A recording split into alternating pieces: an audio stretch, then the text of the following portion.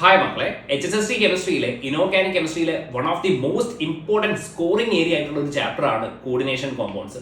ഈ കോർഡിനേഷൻ കോമ്പൗണ്ട്സിൽ എന്തൊക്കെ സബ് ടോപ്പിക്സ് ആണ് നമുക്ക് പഠിക്കാനുള്ളത് എന്നുള്ളതാണ് നമ്മൾ ഈ വീഡിയോയിൽ ഡിസ്കസ് ചെയ്യുന്നത്.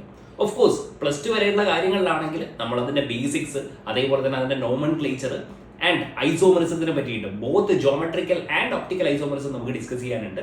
അതിനുശേഷം നമുക്ക് വാലൻസ് ബോണ്ട് തിയറി, CFT, ഇത്രയും കാര്യങ്ങളാണ് നിങ്ങളൊരു പ്ലസ് ടു അല്ലെങ്കിൽ BSc ലെവലിൽ നമുക്ക് മനസ്സിലാക്കാനുള്ളത്. അതിനുശേഷം നമ്മളൊരു MSc ലെവലിലേക്ക് പോവുകയാണെങ്കിൽ Jahn Teller distortion, application of Jahn Teller distortion and most importantly microstate and term symbol. Term സിമ്പലിനെ പറ്റി പറയുമ്പോൾ ഡയറ്റോമിക് ടേം സിമ്പലിനെ പറ്റിയിട്ടും നമുക്ക് ഡിസ്കസ് ചെയ്യാനുണ്ട്.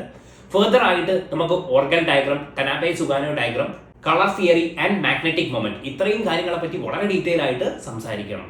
ആൻഡ് നമുക്ക് റിയാക്ഷൻ മെക്കാനിസത്തിൽ വളരെ ഡീറ്റെയിൽ ആയിട്ട് സംസാരിക്കാനുണ്ട്. ഫർദർ ആയിട്ട് ഹൈഡ്രോളിസിസ്, ന്യൂട്രൽ, അസിഡിക്, ബേസിക് എന്നൊക്കെ പറഞ്ഞുകൊണ്ട് നമുക്ക് ഡിസ്കസ് ചെയ്യണം. ആൻഡ് ഫൈനലി നമുക്ക് redox mechanism, let's say outer sphere mechanism, inner sphere മെക്കാനിസത്തെ പറ്റിയും ഡീറ്റെയിൽ ആയിട്ട് സംസാരിക്കണം. ഇത്രയും സബ് ടോപ്പിക്സ് ആണ് നിങ്ങൾ കോർഡിനേഷൻ കെമിസ്ട്രിയിൽ നിർബന്ധമായിട്ടും കവർ ചെയ്യേണ്ടത്. ഇതിന്റെ കൂടെ തന്നെ നിങ്ങൾ CSIR ക്വസ്റ്റ്യൻസ് ഒക്കെ പ്രാക്ടീസ് ചെയ്യുക, നല്ല രീതിയിൽ പ്രിപ്പയർ ചെയ്യുക. All the best guys.